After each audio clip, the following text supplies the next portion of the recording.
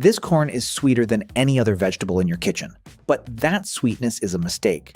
A genetic mutation, a broken enzyme that was supposed to convert sugar into starch. In normal corn, that enzyme works. The kernel hardens, stores for months. In sweet corn, the enzyme fails. Sugar stays, the kernel stays soft, tender, delicious, and it starts dying the moment you pick it. Within hours, sugar converts to starch.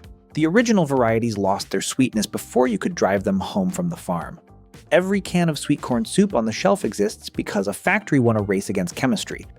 So how does a factory trap that sugar inside a can before the corn destroys it on its own? In 1779, a patrol from Poor's Brigade was burning its way through the Finger Lakes region of New York. Lieutenant Richard Bagnall had orders from Washington himself. Not merely overrun, but destroyed.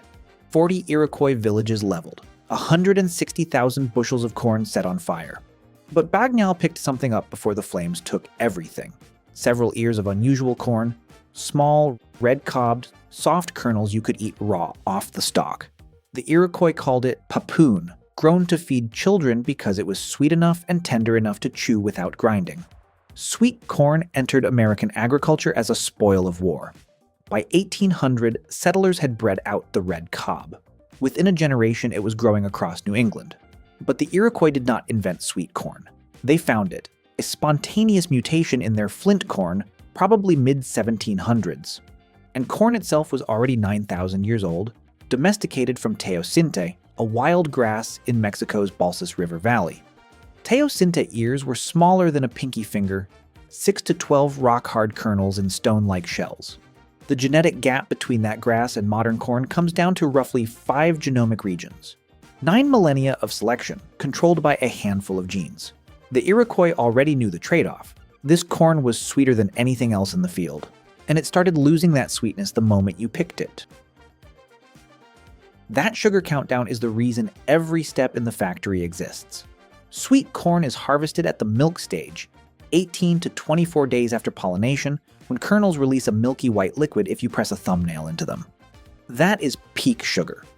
Green Giant developed the heat unit method in 1934, an equation predicting the exact hour a field hits peak ripeness. Not the day, the hour. Mechanical harvesters strip ears from stalks and load them onto trucks heading straight for the plant. Target, field to factory in under 4 hours.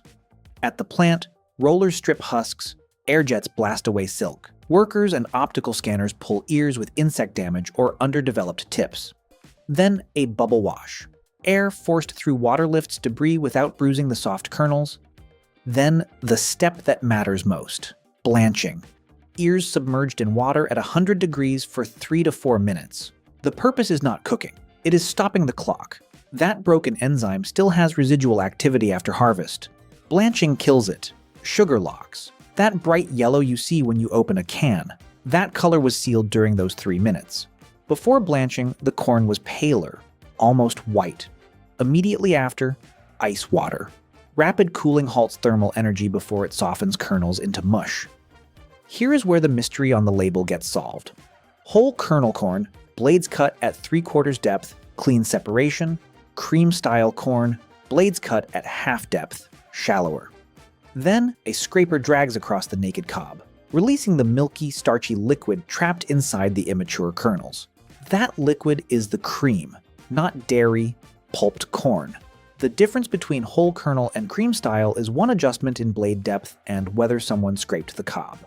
For sweet corn soup, the process adds a layer, a separate broth. Chicken or vegetable stock blended with cream, butter, or milk powder is prepared alongside.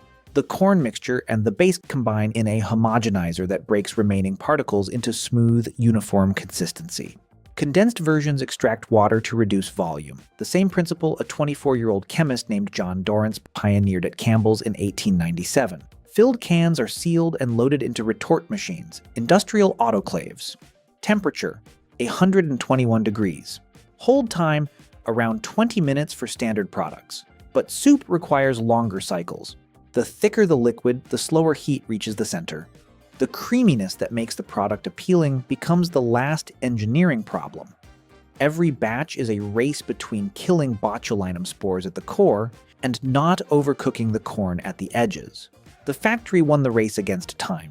But the genetics that made the race necessary are stranger than the process itself. There is not one sweet corn mutation. There are 3, and each one rewrote the industry.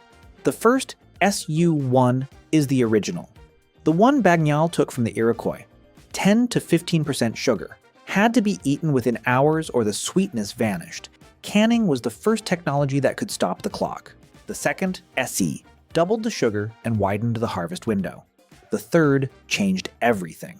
In the 1950s, John Lofton at the University of Illinois was studying a gene that shriveled kernels. He chewed one, 4 to 10 times sweeter than SU1. He named it SH2, shrunken 2. Corn could finally be shipped and frozen without losing sweetness. All 3 mutations are recessive. 1 grain of pollen from field corn can revert an entire crop. Tough, starchy, flavorless. Sweet corn is fragile in time. Sugar vanishes. Fragile in genetics, 1 pollen grain destroys it. But its deepest fragility is something no mutation can fix. Modern corn kernels do not detach from the cob. Unlike teosinte, whose seeds scatter naturally, domesticated corn holds every kernel in place. If an ear falls to the ground, all kernels germinate in the same spot. They compete for the same light, the same water, the same inch of soil. They all die. Corn is one of the very few major crops that cannot reproduce without human intervention. 9,000 years of domestication created the most productive food crop in history, and an organism that traded survival for productivity. The sweet mutation was just the latest trade. More sugar, less starch, more dependence. The most productive plant on Earth cannot survive a single season alone. The steam rising from a bowl of sweet corn soup carries compounds that survived 121 degrees inside a sealed can, from kernels whose enzymes were killed minutes after harvest, from a plant that Iroquois families once grew, so their children could eat something soft from the garden. We think of sweetness as a gift. In corn, sweetness is a wound. The sugar you taste is sugar the kernel was supposed to convert into starch, into armor, into the hard shell that lets a seed survive winter. Sweet corn tastes the way it does because something broke inside the endosperm. The enzyme failed, the sugar stayed, and the kernel lost its ability to protect itself. Every can on the shelf, every frozen bag, every ear dripping butter on a summer grill. That is an organism that traded self-sufficiency for flavor. The harvest timing, the blanching, the retort, the cold chain, all of it exists to keep alive something that cannot keep itself alive. You are eating a rescue operation. It costs about $1.50. That sweetness was never supposed to last. Every spoonful is borrowed time, sugar that should have become starch, from a crop that cannot survive without you. That's the process. We reveal how things actually work, one story at a time. If there's something you'd like us to explore next, let us know. Until then, trust the process.